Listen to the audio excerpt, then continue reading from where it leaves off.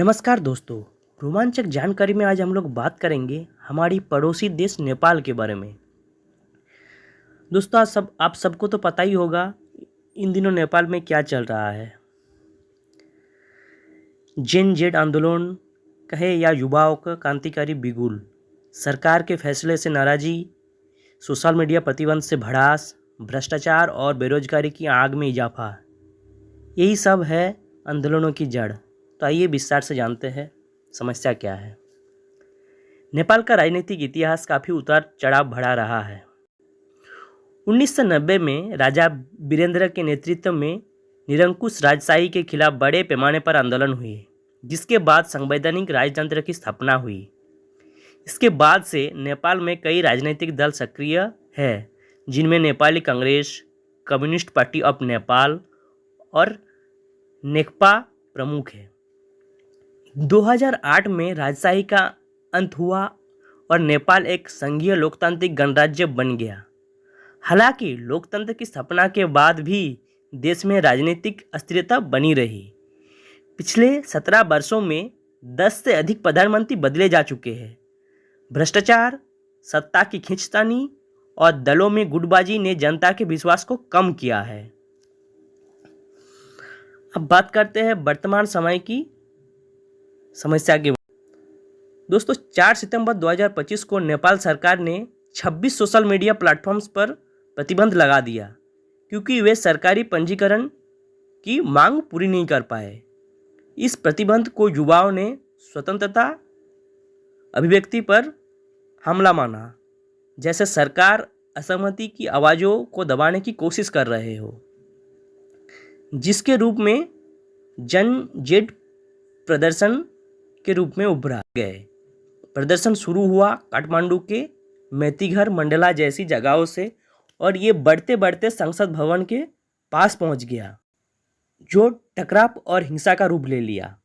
Police और सुरक्षा बलों ने प्रतिबंधित क्षेत्रों में प्रदर्शनी को रोकने के लिए पानी का बौछार, अश्रु गैस, रबर की गोलियां दागी और कुछ मामलों में फायरिंग भी की गई, जिसके चलते 19 लोग मारे गए और बहुत से लोग घायल हुए।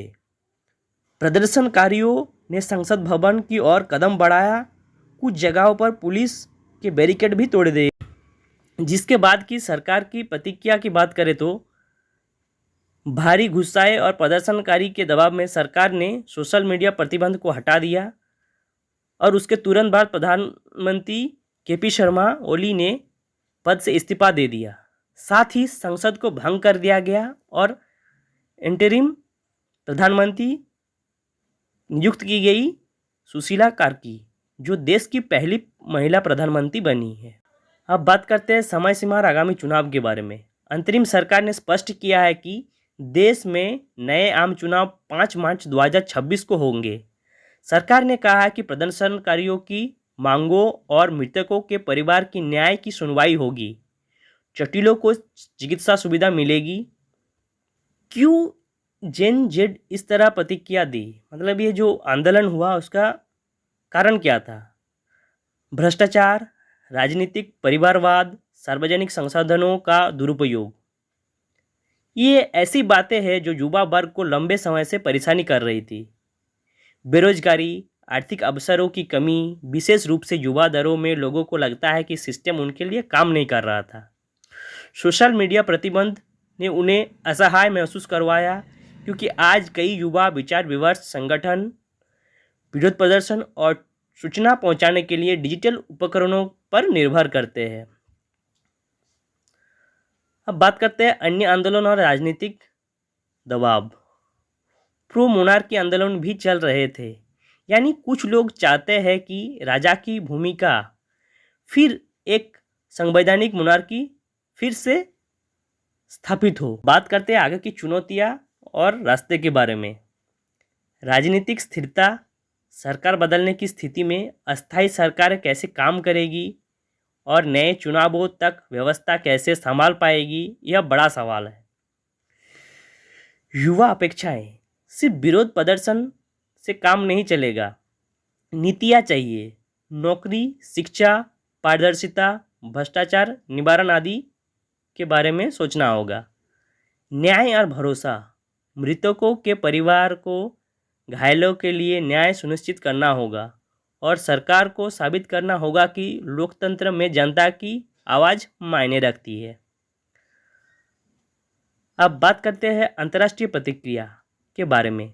नेपाल पर अंतर्राष्ट्रीय मानवाधिकार संगठन और पड़ोस के देशों की निगरानी है, जो प्रतिक्रियाएं सरकार की नीति को प्रभावित कर सकती है। नेपाल के लिए अगला महीना और साल बहुत मायने रखता है।